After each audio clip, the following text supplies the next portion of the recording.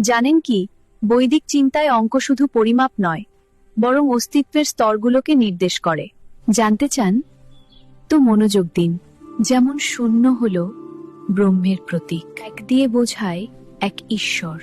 দুই দিয়ে বোঝায় দুটি পক্ষ, কৃষ্ণপক্ষ ও শুক্লপক্ষ, তিন দিয়ে বোঝায় তিনটি লোক, স্বর্গ, মর্ত্য ও পাতাল, চার দিয়ে বোঝায় চারটি বেদ, ঋগ্বেদ, সামবেদ, যজুর্বেদ ও অথর্ববেদ, পাঁচ দিয়ে বোঝায় পাঁচটি তত্ত্ব, ক্ষিতি, অপ, তেজ, মরুত, ব্যোম, ছয় দিয়ে বোঝায় ছয়টি রিপু, কাম, ক্রোধ, লোভ, মোহ, মদ ও মাৎসর্য, সাত দিয়ে বোঝায় সাতটি সমুদ্র, লবণ, ইক্কু, সুরা, সর্পি, দধি, দুধ ও জল, আট দিয়ে বোঝায় অষ্টবসু, ধরা, ধ্রুব, সোম, অহ, অনিল, অনল, প্রত্যুষ ও প্রভাস, নয় দিয়ে বোঝায় নয়টি গ্রহ,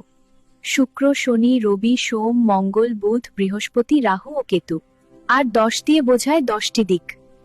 পূর্ব, পশ্চিম, উত্তর, দক্ষিণ, ঈশান, বায়ু, অগ্নি, নৈরুত, ঊর্ধ্ব ও অধ।